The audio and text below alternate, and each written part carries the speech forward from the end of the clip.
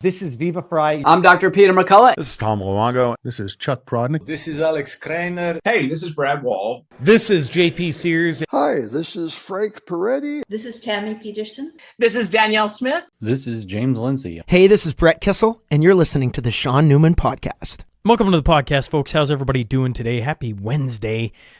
We are just days away from the Cornerstone Forum, and I got to give a shout out to Silver Gold Bull, Bull Valley Credit Union, both companies helping make this show a reality in Calgary this year.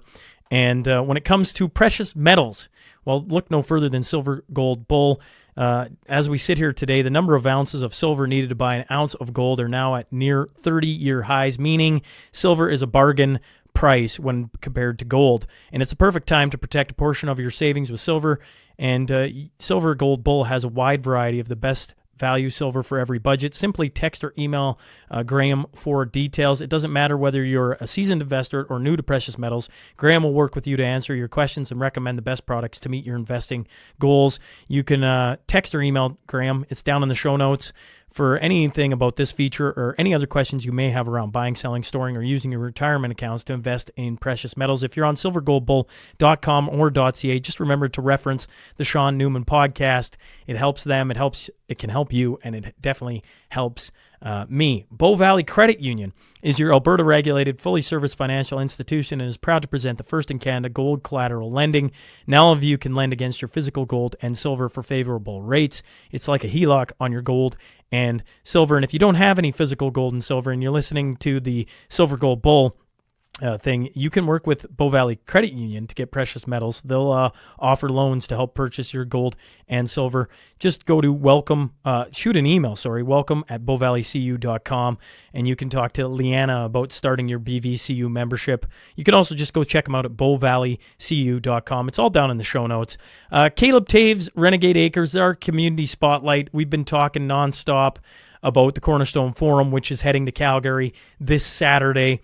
And there might be a few tickets left sitting online. We were almost at capacity, so if you're looking to squeak in a last-minute ticket, I would head over to showpass.com/cornerstone25. It's down in the show notes to see if there's any tickets left.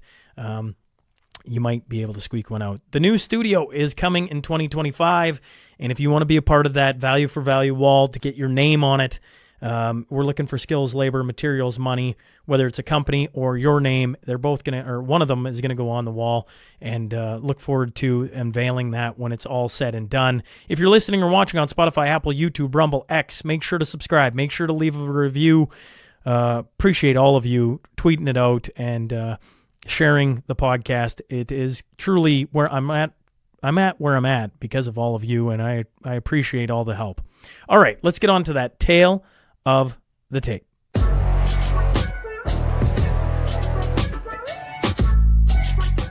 The first is the CEO of the Alberta Prosperity Project, the second the founder of the law firm Rath Company, and the third a former CEO of the Alberta Prosperity Project. I'm talking about Mitch Sylvestre, Jeff Rath, and Dennis Modry. So buckle up, here we go.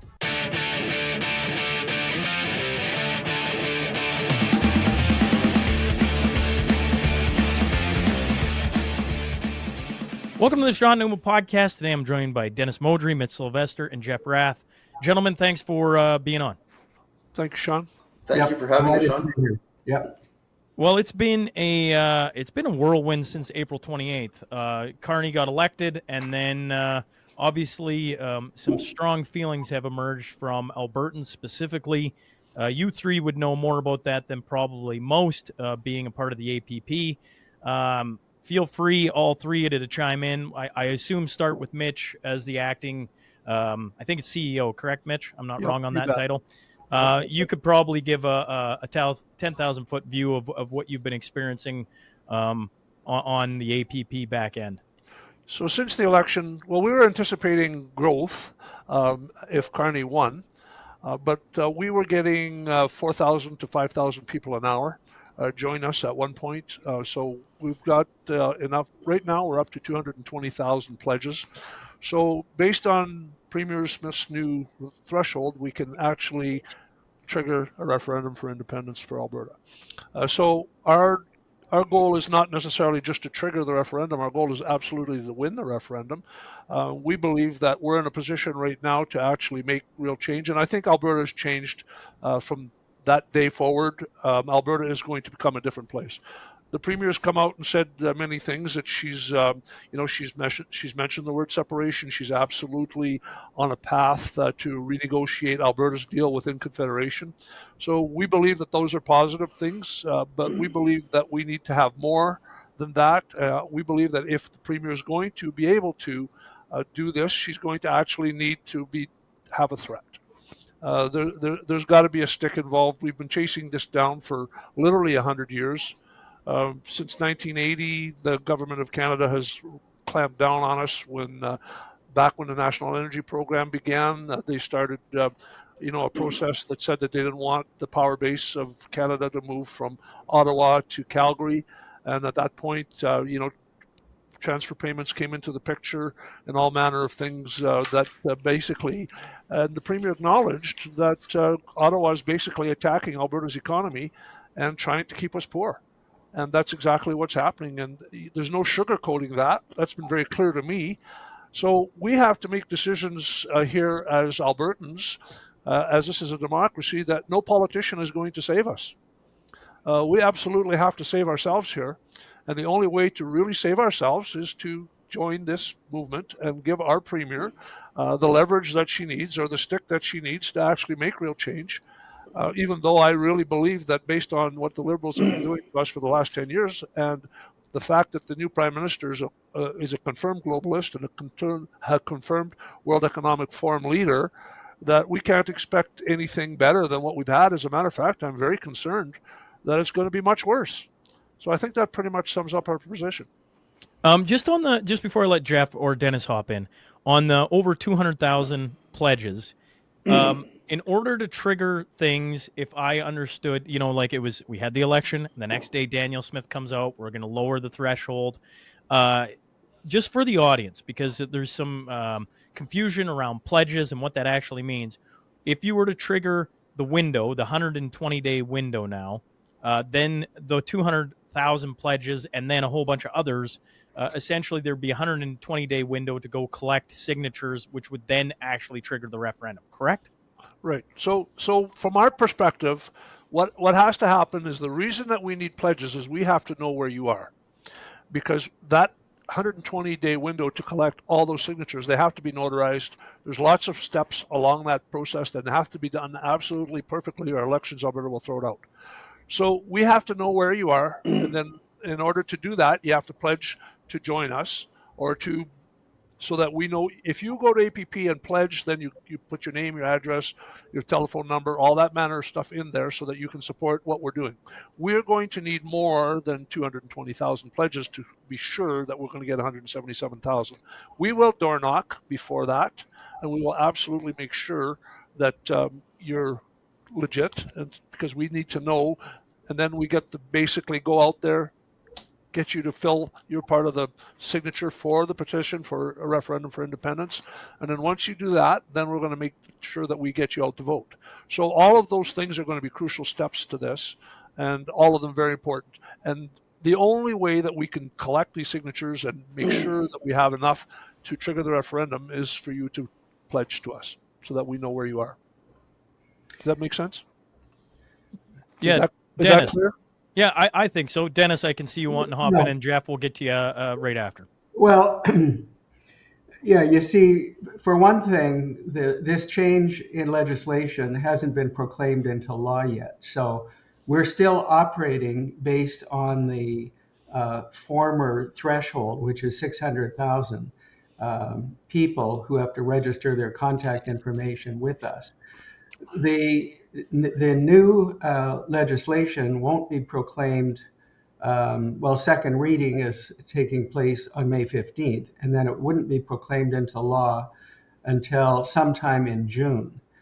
So that, but I want people to think about the fact that, number one, this is a populist movement that benefits everybody. But in order to be successful, the greater the number of registrants that we have on our website, the greater that circle around those registrants are who also will support a referendum on Alberta sovereignty. So the larger the number of individuals who support the petition that then forces the referendum, the greater the probability of winning the referendum. You see where I'm going with that. The other thing I want people to understand very clearly is that when you register on our website, your contact information, that information is not shared with anybody. And we live in this era of cancel culture. So if you're registering your contact information or you're making a donation, you don't need to be worried about any of that information being shared. It won't be, it can't be, and that's why we registered the Alberta Prosperity Society with Service Alberta. We don't give out tax receipts, for one thing, but we also are in a position where we have no legal obligation to share any information regarding our list, which I think is really quite important. And, you know, people are still thinking about the trucker convoy and having their accounts frozen. That will never happen as a result of supporting a referendum on a petition and a referendum on Alberta sovereignty. So I just wanted to add a little bit of clarity around this populist movement. And I'm sure Jeff can add more to it, but the future is incredibly bright for us when we can get out from under all of the oppression and suffocating regulations that we currently are experiencing with this federal government. And Jeff can speak very eloquently to that as well. So just to jump in on that, I mean, let's be really clear about what we're doing here and what people are going to be voting for. Albertans are going to be given the opportunity, and we say it has to happen this year, not next year. We're not going to play into Danielle Smith's little Team Canada strategy of holding off the referendum on independence until next year so she can have another dozen referenda questions to muddy the waters. We need a standalone vote this year, in or out. And what I'd like to do is I would like to announce on your show that we have a clear and unambiguous referendum question that we're going to be putting to a ballot this year. So maybe if you could put that up, Sean, if you want. The question is simply, do you agree that the province of Alberta shall become a sovereign country and cease to be a province of Canada, yes or no? It couldn't be more clear. People in Alberta need to understand what they're voting for. What they are voting for is a complete end to all federal taxes in Alberta. No more federal income tax, no more federal corporate tax, no more GST, no more carbon tax at any level whatsoever, not on agriculture, not on the oil and gas industry, no more federal taxes, period, on anything. No more excise taxes on fuel, no more threats from Ottawa to shut down our oil industry, no more federal regulations of development of oil and gas in Alberta. We can double oil and gas production in Alberta within 3 to 5 years by voting ourselves out of Canada and becoming a sovereign country. We will become the wealthiest sovereign country in the world by voting yes to that question. And what we're concerned about, and I mean, there's lots to thank Danielle for in terms of what she's doing, but she really has to decide whether she's on Team Canada or whether she's on Team Alberta. What she announced yesterday, there were lots of things that she said that were very positive. You know, she said that Jason Kenney needs to shut his face hole and stop calling people traitors and kooks and doing all the name calling and extremists and all the rest of it. That applies equally to Preston Manning, who's referred to people in our movement as extremists and eccentrics, as opposed to grassroots Albertans who are just fed up. So, Danielle has come out clearly and said, look, these people are all loyal Albertans working for the betterment of our province. Well, thanks for acknowledging what was obvious from day one. We appreciate that. But when when someone stands up and says, well, it doesn't matter if they have the signatures, doesn't matter if they have the votes, doesn't matter if they have a clear question, I'm going to hold, this is Danielle, I'm going to hold a bunch of panels this summer. I'm going to, basically come up with my own bullshit list of referendum questions that I have the authority to pass by legislation in any event without a referendum. And then I'm going to muddy the waters on an independence referendum by putting a clear question on independence on the ballot with a bunch of questions that come out of a bunch of panels that she's going to hold this summer. She's demonstrating that she's playing for Team Canada. She's literally running the clock and icing the puck. And she needs to decide whose team she's on. I mean, we love a lot of what she's doing. And, but she needs to decide. It's either Team Canada or Team Alberta. You can't be both. One of the things that people always tell me on the text line and in conversations is they worry about the infighting, right? Like when you say she's just icing the puck and winding out the time, do you think the resolve of Albertans will change in a year, Jeff? By 2026, do you think it's not a question? It's not a question. Sorry, Sean, I should let you finish the question. I'm trying to just when I hear the hockey game reference, I go, yeah, you ice the puck to wear out the clock. Last night we were watching the hockey game, and that's what they were doing. And you go, okay, I understand the reference, but in my mind, when I start looking at Quebec and trying to galvanize more than 200, it's going to take more than 200,000 people to pull off a successful referendum. And I think, the goal is not only to get the question put forth to the Alberta public, but then you need to win it. And so you need a lot of people to come out and support that. When you say, she's just icing the puck and winding out the clock, my brain goes, well, the game ends. So are you worried that Albertans are going to change their thoughts over the course of a year, and it needs to be, just like that's what you mean by icing the puck? No, not at all. What I'm worried about is that she's not playing for Team Alberta. She's not Alberta first. She's Canada first, and this is a federalist strategy to delay the referendum that we could have this year. And then they delay it, and then they confuse it. So once they confuse it, she can have a whole bunch of, let's say 10 other referendum questions on the ballot instead of one single clear question. And then a bunch of those questions are going to presuppose that Alberta remains within Canada. They can then add up all the numbers and say, oh, these people, they answered these other questions, in a manner that indicates that they want to see options within Canada. So even though they won, on the independence question, it's not a clear and unambiguous question. She's mucking around in what we're doing. She's doing it because she's on Team Canada, not Team Alberta right now. And she's got to decide what horse she's riding. She's either Team Alberta or Team Canada. She also needs to internalize, from my perspective, how much stronger Alberta. She announced yesterday that she's going to put together a negotiating team. She needs to internalize to negotiate with Canada. But she needs to internalize how much stronger her negotiating position is if she's negotiating as the leader of an independent nation state, as opposed to doing what we've been doing, which is Alberta going on bended knee to Ottawa saying, please, Mr. Ottawa, could we please have some of our money back? I mean, we're done with that. So she wants to continue playing that same game, and I would remind her that the very definition of insanity is doing the same stupid thing over and over and over again and expecting a different result. And just let me finish that point. She'll say, well, I'm not doing the same thing over and over again because now I've got APP set up and, so that they can have a referendum on independence. That's the threat. Oh, I've got this new threat.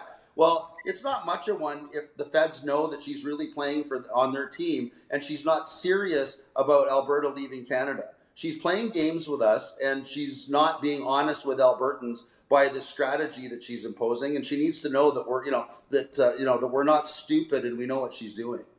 Sean, let me weigh in here because there's something really relevant in relation to what Jeff said there and what you posed in terms of timing of the referendum. One thing that hasn't been discussed is how much further carnage can Mr. Carney cause to Alberta the longer we wait before we have a sovereignty referendum. So, as the Premier pointed out, actions speak louder than words. So, for example, is he going to introduce a central bank digital currency, which is something he has touted that he is willing to do? That will put every Canadian, every Albertan, under the control of the federal government. In terms of, and this gets back to the point that I made earlier about freezing people's bank accounts if they don't comply with federal dictates. So that's one thing. But what will he do about Bill C-69, Bill C-48, about the various oppression litigation that he has right now, or that the Liberal Party has right now with respect to censorship? This is another thing that can affect you and can affect everybody, Sean, in terms of getting the message out. And then, as Jeff pointed out, then there's the firearms issue as well. So, I mean, how much harm can he do before we can have this referendum? And I think that's an important question. The other thing is the issue of polling, in terms of how close are we right now with respect to, if we were to hold a referendum today, what is the probability of winning that? According to the polls, we're maybe at 35-40%, according to the polls. But are the polls accurate? Remember, we live in this era still of cancel culture, where people don't like to express really how they feel. And we saw that in spades in the US election, where the polls did not predict the outcome that occurred, a massive landslide for Mr. Trump and the Republican Party. So, I think we may be closer to a plurality than we think, yet at the same time, we want to push the education of Albertans on the rationale and merits of Alberta sovereignty for a little bit longer period of time. We would like to hit that 600,000 or greater number before we launch the petition. But we will be able to launch that petition. We will be able to launch the petition anytime after we could even do it. We could even do it now, but that would put us under the gun of getting that 600,000.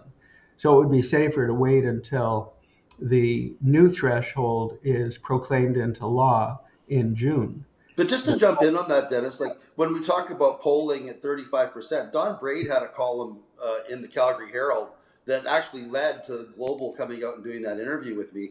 And Don Braid's polling had Alberta Conservatives at 44% in favor of or 40% in favor of independence, and NDP voters at 4%. So of politically active people in Alberta, 44% were in favor of independence, according to Don Braid. And that's, again, without Albertans fully internalizing the benefits of not having to pay any federal taxes and not being subject to any federal regulation.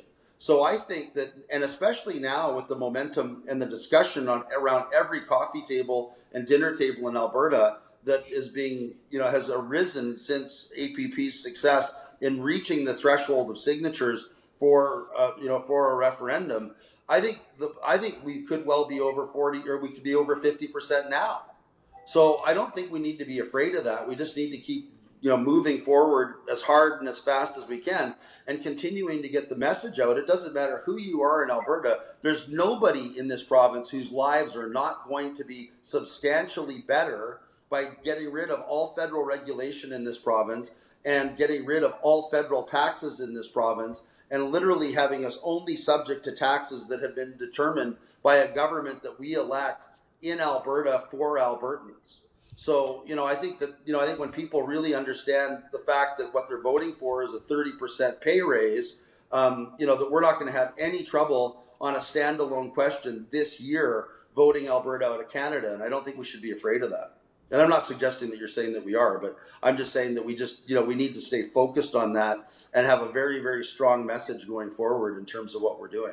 Well, if I may, the one thing about your question, when I read it back to myself, do you agree that the province Alberta shall become a sovereign country and cease to be a province of Canada? Yes or no? One of the, there was three veins of thought, I think, that people were getting confused by. One is, like an independent province in a nation of Canada. Forgive me, that's one. Two was a country. Three was 51st state. To me, this is pretty clear. It's like, I think it's like, cease being a province, become a country. I'm probably oversimplifying it, but I don't know how I can simplify a clear question. I think that's important for people to hear. The next thing I would say is, like, the goal isn't 44% of Albertans. You need at least 50 plus, right? We were at 44% 3 weeks ago, Sean. That was before Carney was elected. That's my point. Go ahead. Well, I was just going to say, like, the goal is, whether it's in a year from now or 6 months from now, the goal is for this discussion, if you want out of Canada, you need to get a majority of Albertans to go out and vote and support your question of, yes, we want out. And if you can get there in a year or 6 months, the timing does matter, because you Dennis, you'd mentioned, like, how much carnage can Carney do? And my brain goes, the more carnage that happens, the more people start to pay attention. Because, I thought Daniel Smith's comments yesterday were pretty much bang on. There is a group of people that have been ready to go. Dennis, you can probably talk to this till the cows come home.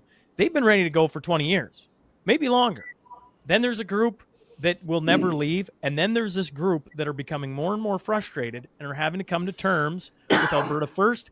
Our first conversation when you were in studio, we were talking about this, and I was like, I don't know, Alberta First, man, that's a tough concept to get a guy's head around. That was a year ago. Think about how far our conversation's gone. And you sit and you go, how many more Albertans are waking up every single day, having these conversations around the water cooler and starting to come to terms with, maybe we have to be Alberta First, and getting those folks on board with coming out and supporting a referendum is of the utmost importance, isn't it? Well, it is, Sean. And let me just make a comment about the term sovereignty. Sovereignty really means self-control, control of your own wealth and affairs, control of your destiny. And you can think of sovereignty at the individual level. And Jeff just touched on it. When you cede your wealth, i.e., through excessive taxation and regulation, you lose some of your personal sovereignty. You lose some of your personal ability. You lose all of your sovereignty, Dennis. You do. Lose all of your ability. Yeah. Right. So you're compromised in terms of planning for your future, for yourself and your family. So we've been giving up our sovereignty to different levels of government for a long period of time. We have this unique opportunity moving forward where we can have not only personal sovereignty for ourselves and our family, but we can have country sovereignty in a sovereign nation of Alberta, wherein, for example, where the average person, when you add all taxation up, may be paying anywhere from 50 to 60% taxes at every level, to get back to maybe 8 or 10%. Well, just think about the change. The best example is the average laborer, the worker in the province of Alberta that makes $78,000 a year. That person has only real purchasing power of $31,000 a year because of all the taxes and regulations. If we could get out from under that, that average worker would have $68,000 to $70,000 of purchasing power every year. That's the stark numbers of what we're talking about. This is a matter of individual sovereignty, family sovereignty, and sovereignty of the nation of Alberta. And it's so important for people to understand what this sovereignty really means for them and their families. It should be a no-brainer. There's nobody that loses on this, including the Indigenous population. And I'd like Jeff to make a comment because, as you know, there have been some chiefs that have come out in opposition, but everybody wins, especially the Indigenous population. Jeff, please comment on that. No, absolutely. Like, I've devoted my entire life to advancing Indigenous rights in the province of Alberta. And I would not be doing this if I did not believe in my heart that that the Indigenous nations of Alberta are going to be far better off within a new Alberta constitution that they can negotiate with Alberta nation to nation, as opposed to the deal that they have with Canada. There's absolutely no reason that if we take back the $70 billion a year that Alberta sends to Ottawa to only get $33 billion back, that the independent Commonwealth of Alberta couldn't afford to negotiate a constitutionalized resource revenue sharing arrangement with every First Nation in Alberta. There's no reason that the Republic or the Commonwealth of Alberta would not be able to recognize First Nation sovereignty in the same manner that American tribes are recognized in the United States, with authority over gaming and a lot more autonomy on their own lands to govern themselves in the same way that U.S. tribes and First Nations govern themselves. I mean, the entire thing, and nor would an independent Alberta mean an end to the First Nations treaties or their arrangement with Canada. If they have outstanding grievances with Canada and want to continue suing Canada for things that Canada owes them over the last 150 years of abuse that they've suffered at the hands of the Canadian government will remain liable. So, this is nothing but a win-win-win for Alberta First Nations, and a real opportunity for them once and for all to be to fully participate in the economy of this province, and to have wealth beyond any measure that they've seen previously, in terms of the handouts that they have to beg on bended knee for from Ottawa to get. I mean, keep in mind, I've been practicing law for 34 years. I've been suing Ottawa on behalf of Indigenous nations in Canada and Alberta for 34 years. I can tell you that nobody in Ottawa ever has said, oh my goodness, do we owe that to First Nations people? We better get on paying them right away. There's always 10 or 15 years of litigation, and then there's always some bullshit negotiation that results in Ottawa holding out until, First Nations are forced to settle literally for pennies on the dollar of what they're owed.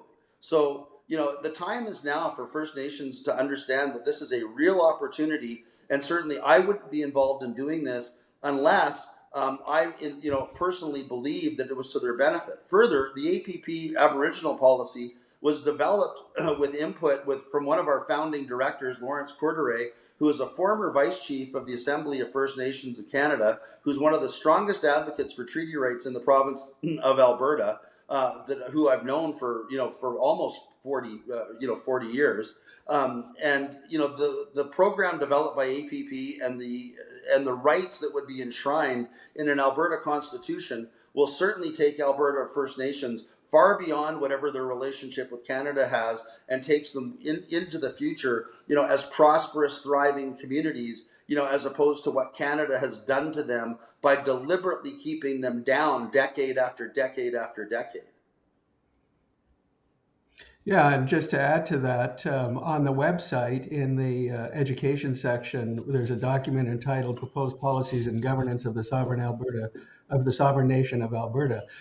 Well, in there's an Indigenous section that Jeff had drafted, and it makes it very clear. A very senior, and I won't mention his name, but he's also a good friend of Jeff's. From First Nations, has said in relation to what is on our website there under Indigenous people, is that this would bring along, this would be supported by 90% of First Nations chiefs. Mitch, could you just to pull back, just to shift gears for 1 second? I had one other question I want to make sure that gets addressed.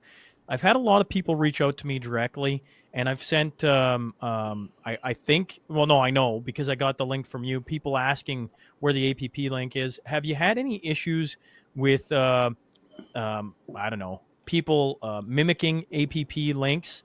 And if people are looking for your link specifically so they know they're signing up to the right one, we can put it in the show notes on the podcast, but where would you direct people online so they know they're getting the right link? To our website, to the Alberta Prosperity Project website. So Yeah. that would be the right link. So just be aware, just on that note, we are the people that are actually going to get this to referendum. That's us.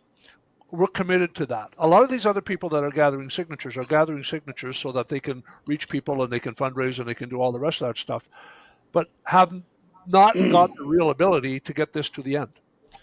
We have the infrastructure, we have the people, we have it all broken down. We already have, I'm sure we have the biggest number of people as well. But if you want to actually get this done, you have to sign with the Alberta Prosperity Project. There's really no other game in town. And I pay very close attention. I've been involved with many of these groups from day one. As a matter of fact, a lot of them are sending us their information. We have a couple instances of that. I just want to go down another path for you, and this is part of the frustration, and that's who I am. We don't need another fair deal panel. We've had one. I've talked to Drew Barnes extensively. He was on the fair deal panel before. All they're going to do is study. So what we need right now is action. We need some kind of action from the UCP to show us and show government and show the federal government that they're actually serious about making Alberta a better deal and making Alberta a better place. So the firewall letter was sent in 2001.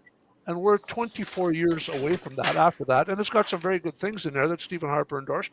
As a matter of fact, I've seen Danielle Smith speak about it publicly years ago, and she agreed with most of the stuff that's on it. But we have never, ever got any of the stuff that they've recommended in the firewall letter. Top of that list are collect our own taxes, something we could do right now. Quebec's doing it. Why aren't we doing it? I'm of the impression that they want to collect their own taxes, but we're waiting for Quebec to do it first, and then we would piggyback on that. But I'm just concerned with why do we have to wait? Waiting is becoming a big issue for me personally, and a big issue for Alberta, because we keep studying things and not accomplishing anything. So that could be done. The Premier's on record for saying that the Alberta pension plan is a no-brainer, and we've agreed. I haven't agreed, but their stance on that was we're going to wait until the federal election's over, so we don't hurt the Conservatives' chances of winning by bringing that to Alberta. But however, we're talking about $370 billion of Alberta money sitting in Ottawa on their balance sheet. That could be called over without a plebiscite or without a referendum. If I may, I'm just curious, because I'm like, as soon as we start bringing in all the things Alberta could do, I go, well, that's what probably Danielle Smith's going to go around the country, the province, talking to and going to put on a referendum in 2026. But my point is, Sean, is why hasn't she done it already? She's had two and a half that's my years. point too. And let's keep spinning our wheels and spinning around in the mud. I mean, come on. Like, enough is enough. It's like she was elected to lead. We expect her to lead. And it's lead, follow, or get out of the way. Well, I don't. I guess where I sit, for the people listening to this, I go: is Danielle Smith listening? Possibly. Is her team listening? I'm sure. Is there people in the UCP listening? I'm sure. But there's a whole lot of Albertans listening right now. And when Mitch, you said it's about action, I'm like, I think a lot of people understand that. And where I want to push towards, or at least bring them back, which I think is your wheelhouse, is you have people signing up on the daily. You're over 200,000. People want to get motivated to do something. And I assume there are things that you are leading towards for them to do, which would probably be canvassing their neighborhoods, their areas, trying to get that number that Dennis had talked about, the 600,000. Because if you got 200,000 and they all grabbed, three of their friends, all of a sudden you're at 600,000. So you go, are you working on, if there's people listening that are motivated, that want to volunteer for the APP, to go out and canvass Alberta, that is your, I would think your greatest asset is the actionable part, not getting into I don't even mean it in the mud in a bad way, just getting, it's not to go talk about Alberta pension plan, sorry. It's to go and talk about, we have a clear question. We want to get as many pledges as humanly possible. And if you want to help us do that, I assume there's a way that people can help the Alberta Prosperity Project go and do that. Am I wrong on that thought? You're 100% right, and that's the exact laser focus. We're talking about other things here. We're laser focused on getting more people. That's absolutely what we need.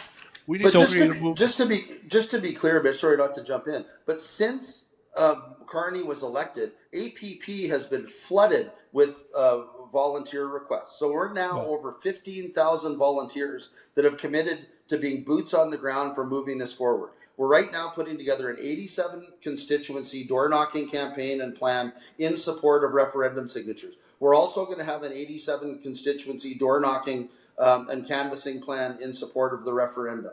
Every day, and we're urging people to volunteer. If you reach out to us and say you want to help, we'll put you to work. Don't worry about that. We currently have more volunteers in APP than they have infantry soldiers in the Canadian Armed Forces. We can get this done. We have a committed, volunteer base, and we are moving this forward. Okay, so we're also having a bunch of town halls that are being scheduled as well, and there's a big one coming up in Calgary next month. On Monday, sorry, did I? Monday, May 12th. Monday, May 12th. Okay, so if people are listening, they should pay attention, and are interested in this. They should go to the Alberta Prosperity Project.com, correct? Correct. AlbertaProsperityProject.com, that's correct. Correct. They should sign up, and on there will be a list of the town halls that are coming up. The first one starting Monday, May 12th in Calgary, but there will be a list there of where they can see getting closer to their homes, I assume? There will be 50 town halls in the next 6 or 8 weeks, and we're going to hit the whole province twice. Okay. Is there anything else, gentlemen, you want to make sure the Alberta population knows before I let you out of here? Absolutely. I've got one that I wanted to raise Sure. with regard to the Alberta Bill of Rights. Everybody needs to hold our politicians accountable and hold Danielle Smith accountable, because this idea that we're going to have a referendum in 2026 and that she's not going to work with us to have a referendum this year is unacceptable to those of us that largely make up her base that want a referendum this year. We don't want any more half measures. Like the Alberta Bill of Rights, Danielle needs to internalize the fact that we can't have her and her government playing games with us the way they did with that document. It says the right to acquire and keep and use firearms in accordance with law. She didn't need a fair deal panel to get that right. Keep and use firearms in accordance with law. All she's saying is, let's put in the Alberta Bill of Rights that the federal government has the right to seize Alberta firearms. Like, instead of making our rights stronger, her amendments to the Bill of Rights weakened our rights. And everything that I see her doing right now in terms of her announcement that she's going to water down the referendum with all of these other questions is her playing for Team Canada and undermining our rights, not strengthening them. And we need her to get on board and be part of our team rather than continuing to play for Team Canada, which is what she's doing. She's either a Federalist or she's an Albertan. She needs to make. Is there, forgive me, is there a way in your guys' minds to get a referendum this year? And if it, the 50 town halls go in the next 6 weeks, it goes the right way. Let's just say, the best outcome ever happens. You get 600,000 plus. You get the 120-day window. You sign everything on. I assume you've planned out. We would like a referendum, if possible, by this day, and what that would look like for Albertans. Yeah, it's a real easy way to do it. All Danielle needs to do is, because the legislation hasn't passed the House yet, she needs to make sure that the legislation or the regulations along with the legislation say simply that the period for gathering signatures is 120 days or until such time as the requisite number of verified signatures have been obtained by Elections Alberta. Because when Danielle's talking about pushing this into Alberta or into next year, it's like, oh, well, it's the 120-day period. So the legislation won't be proclaimed until July, and then July, August, September, October. So then we're 4 months out. And then by the time Elections Alberta verifies the signatures and whatever, we're into 2026 on a referendum anyway. That's unacceptable. What she needs to do is to put into the legislation or the regulations that it's going to be 120 days or until such time as the requisite signatures have been gathered. We already have 220,000 pledges of signatures. I am confident on the basis of the momentum that we have now and the team that we have in place that we can have all of the required signatures within 30 days. So we can have, we can have all of the signatures that we need by the end of July if the legislation is proclaimed in early July. That means that we could have the referendum in October with the municipal elections, as Keith Wilson has been advocating for, or we could have it in late September, or we could have it in early November. Either way, but there's no excuse for holding this off until to 2026, and there's absolutely no excuse for muddying the water with a bunch of questions coming out of another fair deal panel that she has the power to legislate anyway. By all means, Danielle, consult with your base. That's your job, but don't try to hold up our referendum with your process, because it's just not going to fly. So if I got one message that I can share with everybody is, please understand, I've learned this lesson over and over again, and I would really like you to pay attention to this if I could be so humble as to ask you to do that. I would like you to understand that the politicians are not going to save you, and you are going to be totally responsible for your future here. And it's going to take effort. It's going to take the fact that you're going to have to talk to people. You're going to have to sign up on the only direction possible to get this to happen. And you're going to have to do some work and understand for yourself the benefits of you doing this very thing, or the real consequences of you not doing this very thing, which is something I'm more worried about actually than the other. So please understand, there is no politician who is going to save you. This is on us. And people have said to us, oh, you don't have a face for APP. Well, the face of of APP right now for this referendum is the actual people of Alberta. There's not going to be, we're not putting a politician at the head of this. Our people will rebel. The politicians are what got us here. So just understand, you are the face of this. You are going to be responsible for doing this. We're going to work really hard to help you do it. But if you do not show up, we will not win this. I just did a talk at the NFA the other day, and I showed them and explained to them very clearly there's 2.2 million gun owners in Canada, and they all wanted the Conservatives to win. There was 28 or 29 ridings within 1% at the end of the evening that could have swung it for a Conservative majority, but I'm sure based on performance here that gun owners didn't get out and vote, because that has just been the pattern that I've seen involved here as well. So I'm just singling that group out, but now I'm talking to every Albertan here. This is going to be, our democracy, as far as I'm concerned, is on the line here. And we have a way to make sure that it's not going to be on the line so that we can take it a step or two further so we can really understand what's going on. Because what's happening here is unprecedented. We've never been attacked by federal government before. And Danielle Smith actually acknowledged yesterday that we are solidly being attacked. So that's not just coming from us. So just please understand, you're responsible for this. You will be responsible for yourselves and your family's future. Thank you. That's my message to you. Dennis, any final thoughts? Well, my final thought is for everybody to recognize that, you know, the Alberta Prosperity Project is an educational project. We never anticipated or have wanted to become a political party or anything like that.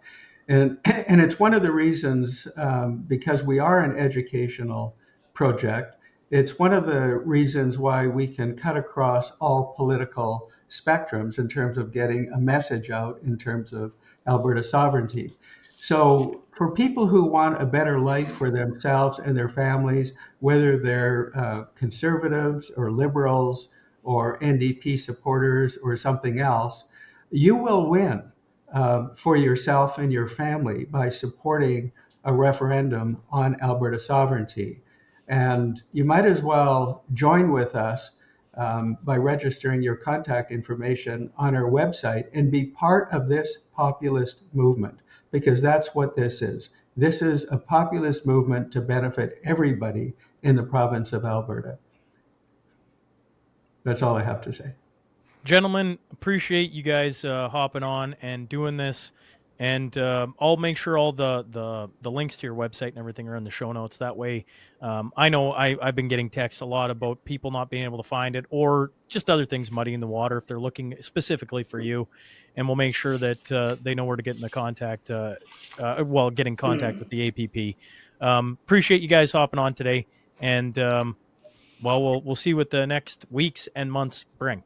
Thanks for having us. Thanks, Sean.